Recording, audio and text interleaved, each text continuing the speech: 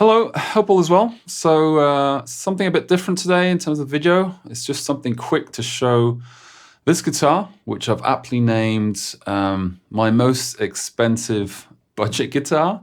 So it's a vintage V52 Icon in this sort of relic finish, I guess. It's a guitar I've probably had the longest out of the guitars that I own, or one of them at least. And I left a video up of me playing this same guitar through, I think the Digitech GSP 1101, which was actually a really cool unit at the time. It was really good for 4-cable method, and it had some cool amp stems on there.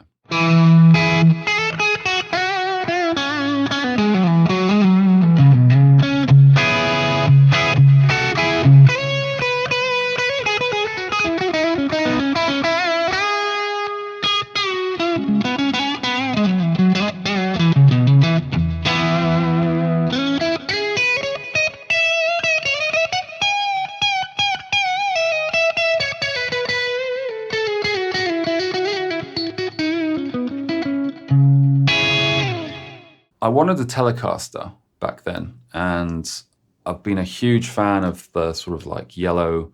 This is a blonde finish with like a black pickguard. And I was looking on eBay, and this showed up.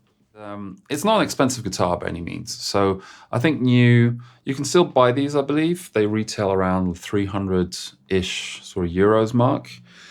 And someone in England was selling this for, I think it must have been, I mean, it was an auction. So I ended up bidding on it and I won the auction. It must have been around 230, 40 odd euros. He had changed the wiring on this. He'd added a 4-way selector switch, which is really cool, really useful. And he had changed the pickups to Dimarzio pickups. I think it was a Twang King neck pickup. I think it's Dimarzio PB1, I believe, in the bridge. And I played that for ages, basically, to the point where, I'd worn the frets down. In the last couple of years, I thought of basically using this guitar again and upgrading different parts. I'm holding this up for a long time, I just realized. So I wanted to make some changes to this guitar because I really enjoyed playing it. And that's why I sort of wore the frets all the way down back then. And the first thing I looked at was to upgrade the pickups. And I quite liked the neck pickup, which I kept for a long time, but I first upgraded the bridge pickup to a lovely Haussel TE-Broad, which is what they're called. And it really opened things up. So the bridge pickup has this really nice sort of crang to it, I guess is the right word I'd use. And it's really open as well, which I particularly enjoy.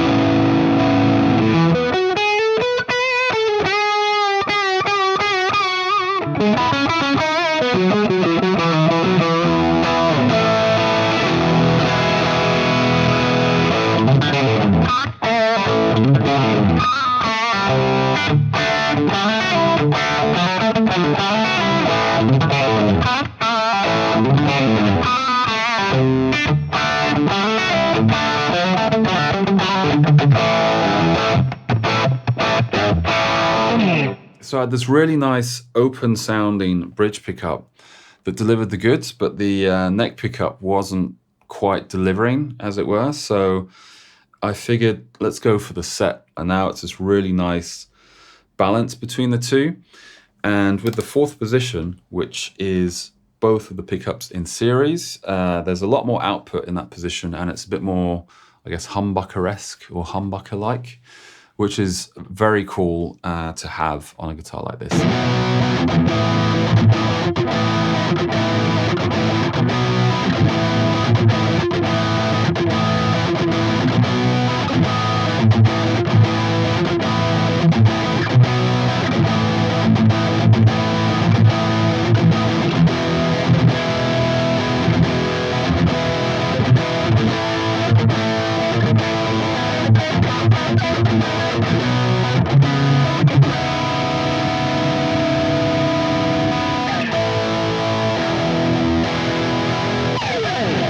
And now the really big expense on this guitar ended up being a refret job that I did, I think maybe a year and a half or so ago, because the frets were quite worn down. The thing was, well, I could replace the neck on a guitar like this, but I felt, oh, well, that might change the tone for better or for worse. And I really liked this neck, and I ended up sort of biting the bullet. I was just like, all right, let's go for a refret.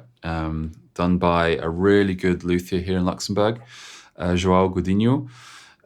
Big shout out to him if he's watching this, but he does all the work on the various guitars that I've had over the years, and he does a stellar job. So I can really recommend his work. And while it was there, I felt, let's fix a few other things I wasn't super happy about. So if you notice here, and I'll do some better close-ups, the wood underneath, despite this kind of relic look, isn't really relic. So it was a very bright kind of wood, if that makes sense. So it wasn't stained at all. So Joao stained the wood so that it looks a bit more the part, as it were. And we're talking about like a 300-ish euro guitar. So the relic job isn't great, and you won't notice from like a distance.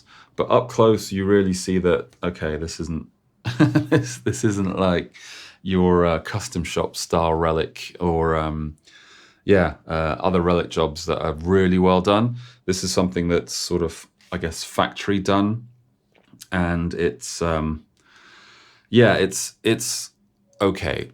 Put it that way.